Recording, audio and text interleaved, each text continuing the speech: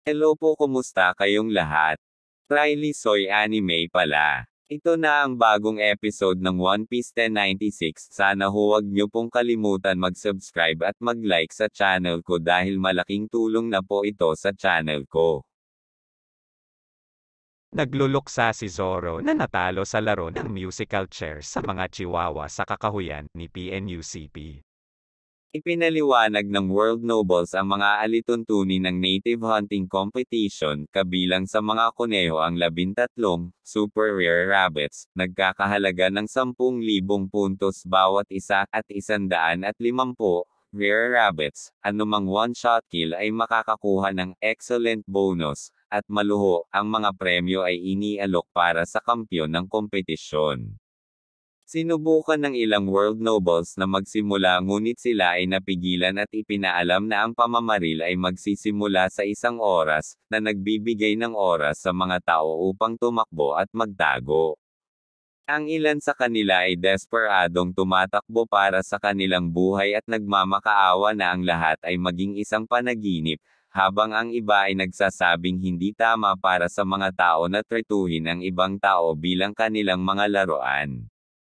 Samantala, nakipag-ugnayan si Kong kay Monkey D. Garp, na nagbabakasyon.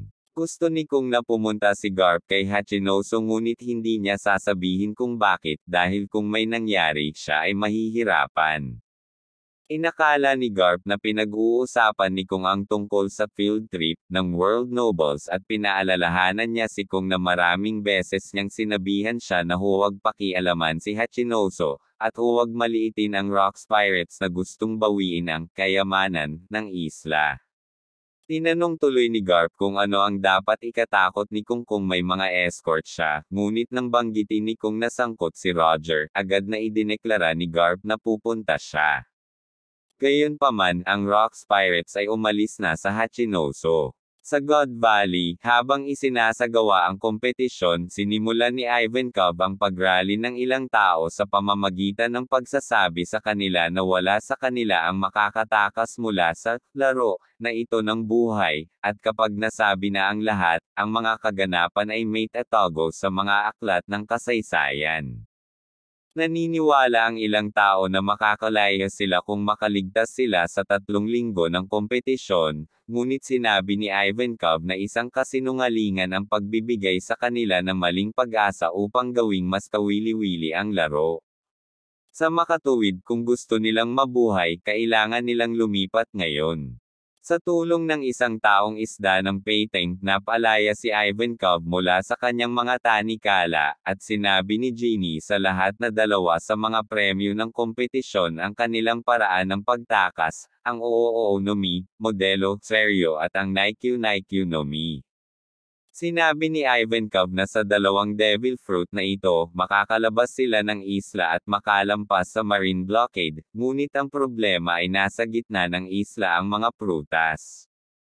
Gayunpaman, isiniwalat ni Genie na siya ay bihasa sa pagnanakaw, pagwiretap, at pagsasahimpapawid, at lahat ng impormasyong ito ay nalik sa labas ng mundo mga 2 linggo na ang nakalipas, kaya siya ay positibong may nakarinig nito.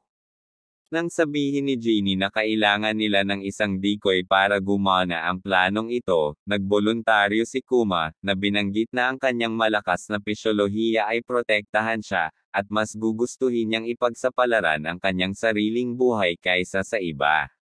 Tinanggap ni Ivankov ngunit sinabi nito na hindi rin niya hahayaang mamatay si Kuma. Di nagtagal, nagsimulang salakayin ng Rocks Pirates at iba pang mga tauhan ng pirata ang Marines na nahuli sila ng walang bantay. Inutusan ni Rocks ang kanyang mga tripulante na kunin ang kayamanan, at ilan sa kanila, kabilang sina Edward Newgate, Shaki, Buckingham Stasi, Charlotte Linlin, Kai Dao, at Gloriosa ay pumunta sa isla, at hindi nagtagal, si Roger at ang kanyang mga pirata na tripulante ay nagpunta rin. Sinubukan ng God's Knights na ipagtanggol ang World Nobles at kalaunan ay dumating si Garp at ang kanyang mga sundalo upang i-back up ang Marines na humahantong sa isang all-out conflict. Sa panahon ng laban, nakuha ni Ivankov at Kuma ang 2 Devil Fruits. Gayunpaman, bago kainin ni Ivankov ang Oo no Mi, Model, Seryo, inampes siya ni Linlin sa pader at kinuha ang prutas. Sinubukan niyang kunin din ang Naikyu no Mi, ngunit sinabi ni Ivankov kay Kuma na kainin ito kaagad at iligtas ang sarili.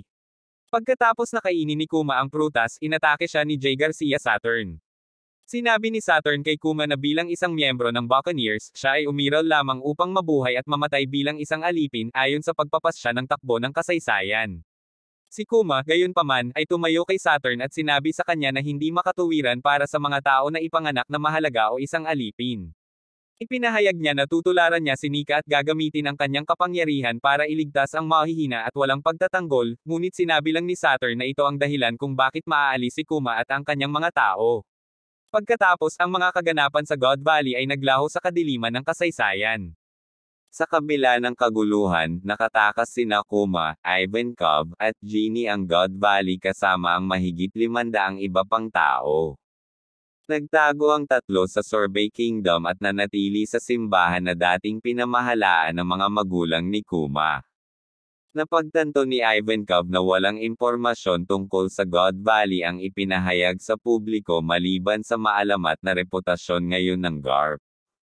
Nagsimulang magdasal si Kuma ng ilang sandali habang sinabi niya na nais niyang makapagligtas pa siya ng mas maraming buhay, ngunit sasabihin sa kanya nina Ivankov at Genie na higit pa sa sapat ang ginawa niya at na ang mga kamay ni Kuma ay nagdulot ng kalayaan sa mga tao, na tinatawag silang mga kamay ng paglaya. Pagkatapos nito, nagpasya si Ivankov na lumabas ng mag-isa habang sina Kuma at Genie ay nanatili sa Sorbet, na ang tatlo ay umaasang magkikita muli. Sinabi ni Genie kay Kuma na mula sa araw na iyon, magiging kapatid niya ito dahil mas matanda ito sa kanya. Nagsimulang magsibak ng kahoy ang dalawa para ibenta at kumita. Nang si Kuma ay sinalubong ng ilang mga bata na tinawag siyang halimaw para sa kanyang laki, binugbog sila ni Genie sa kanyang pagtatanggol, at humingi ng tawad si Kuma at ginamit ang kanyang kapangyarihan upang itulak ang kanilang sakit mula sa kanilang mga katawan, na labis ang kanilang kagalakan. Nang gabing iyon ay kumakain ang dalawa ng hapunan kasama si Kuma na binanggit kung gaano kalaki ang kakainin ni Genie.